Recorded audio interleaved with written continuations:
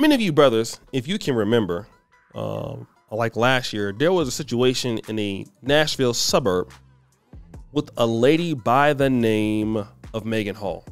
She was new into the police force there, and she was hired and was the only female police officer on the night shift.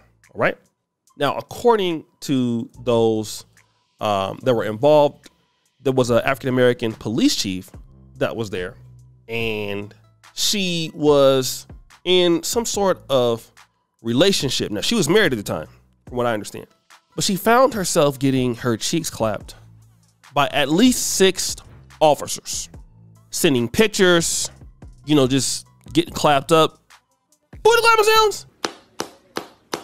Just clapped up everywhere. It was crazy, right? And of course, it appears that she liked it. It appears. I'm not sure. Okay. The way that it was found out was somebody did an investigation and found out that, you know, things were going on. Now, she was fired along with those other officers. Okay. Then we found out that a lawsuit was about to happen. Okay. This is true. Now, I want to play the clip of the first initial lawsuit that she was going to put out there. And you see how she's looking now. She's looking all professional. Play the clip. Shocking findings of sexual misconduct rocked the Laverne Police Department.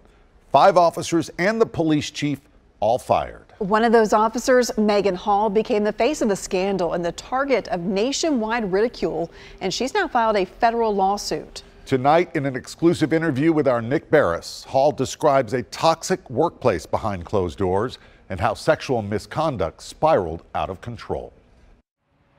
Maegan Hall was 24 years old when she was hired as an officer here at the Laverne Police Department 2 years ago. Her plan was to have a career in law enforcement. She now knows that dream is likely over. I remember while interviewing for the position at Laverne Police Department, they described the environment as a family. However, while I was aspiring to protect my community, the Laverne Police Department was not protecting me. By now, most of the country knows what happened. Hall, 4 other officers, and the police chief were fired last month.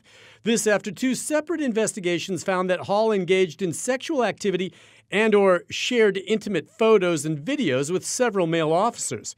The chief and 2 sergeants were among those implicated. Now Hall and her attorney, Wesley Clark, are suing those 3 supervisors and the city in federal court for civil rights violations. Maegan wasn't looked at like a rookie cop to be trained and promoted. She was looked at as a piece of meat to be sexualized and exploited. Since the story broke, Hall, the lone female officer fired and only woman on the second shift, became a target nationwide for sexual jokes and taunting. I received harassing and threatening messages on my phone daily. I felt like I had been terrorized. And yes, now she is suing.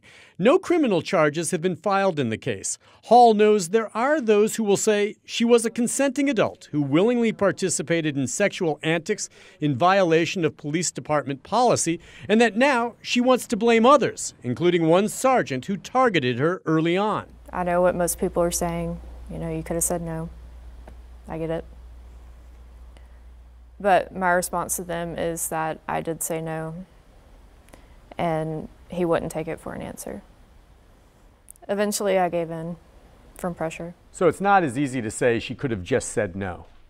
She did say no on several occasions. Miss Hall tried to get out of this relationship, and she was not allowed to. Hall concedes she participated under duress. She's not saying she was raped, but adds that the salacious details made public of sex on the job put her alone center stage and do not tell the whole story. They isolated me, they shunned me, they accused me, and they blamed me for becoming a victim. All right, so we see that. All right, we see that. Now, what happened after that? Which is shocking. After that, she actually won. That's the scary thing. She won. She got $500,000 from the city, okay? Now, I want to play this other clip, and then we're gonna come back. Wednesday night, the Laverne Board of Aldermen voted to pay Hall $500,000 to close the case. Alderman Dennis Waldron was the only dissenting vote. And also it done is sending a message out to everybody in the world, said, come to Laverne, sue Laverne because they're going to settle. Well, I've got great advice for him. Stop breaking the law, and you won't get sued. In an exclusive interview last year when the story broke, Hall, the lone female officer on second shift and a rookie, said she was manipulated by her male superiors, including the police chief, to the point where she participated in sexual activity. In the culture of intimidation, she said that she felt she had no choice. No woman should ever have to endure this type of abuse.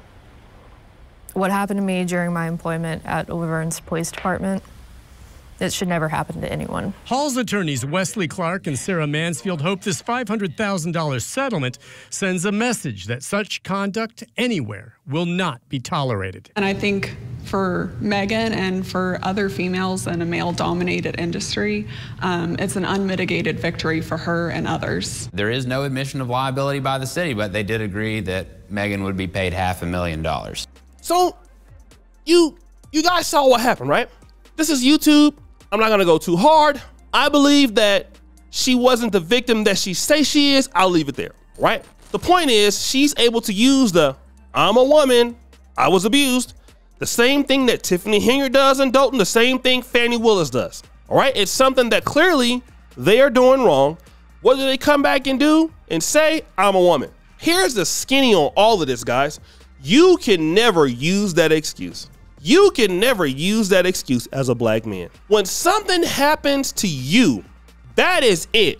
Nobody's gonna come out and help you. And listen, it don't even matter that you didn't start it. It's not gonna matter. It will not matter at all.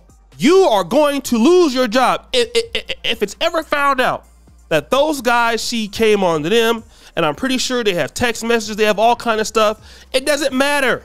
Those guys are never gonna work again, nowhere in Nashville, nowhere in Tennessee as an officer, they're done. You better stay away from ladies you work with, period, right? Now those guys, I'm pretty sure some of them are married, their kids not gonna eat now. Some of those people have mothers are taken care of, wives taken care of, a house they're paying for, that's done. Because Laverne looks like a very exclusive suburb of Nashville. Looked at some of the home prices, I was like, oh, this is a lot of money that costs to live there. Now you messed up everything you worked for. That lady is $500,000 richer. Want to know what? I believe she wouldn't have been able to make $500,000 in 10 years working in Laverne. Maybe not even 8 years, okay? Now she'll lose some of that money, but she's profiting. She'll go on with her life, and want to know what? Somebody will be like, you know what? Oh, we can forgive her. We can forgive her. She was harassed, but you're accused of doing this? What are you gonna say? Oh man, you got fired for harassing a white, and it's a white lady. First of all, black men, let me tell you something. Any white woman at your job, I'm not being racist, okay? But I'm just gonna say this. You're working with a woman, any woman run. A white woman, you already know what the deal is with that, right? We shouldn't even have to talk about that. Should we? Should we? You already know how it's going to look. If she was a black woman, probably would never even got a lawsuit. But a white woman, you better, it's not gonna end well. It's not gonna end well. And black men need to be okay with that and understand that. You work too hard to get to where you at, okay? To turn back now. You can't let nobody take away what you got, because you know a lot of black men, you ain't got no help. You know, we don't have no black male associations that help you get your job back. And no, you don't. You don't. You do not, brother. And you need to understand that you don't, okay? And you need to act like it. Act like you know that you don't, okay? Don't even play yourself like you don't know. Don't be stupid. Don't be nobody's fool, all right? Don't you be nobody's fool. You know goddamn well ain't nobody coming to help your ass. And so since you know that, you better start acting like you know that. Point blank simple, all right? We're not out here acting like it ain't nothing else than what it is. We know that it is what it is. We know that. And we need to start acting like we know that. Point blank simple, all right? Simple, okay? Simple. Act like you know. Stop playing with it. I'm telling you, brother, stop playing with it. Because it's not going to be nice. It's going to end up like this. So if it's a lady there, you know, get you somebody that's somewhere else. Get you an OnlyFans girlfriend. Okay, go to another city. Don't do it in your backyard, bro. Because you're gonna risk everything you work for just something that, and that's dumb. So guys, what do you think? It's your boy Shady Jackson, back at it again with another episode of Celebrity Junk. I appreciate you for all you do. Scratch the bell. We're out.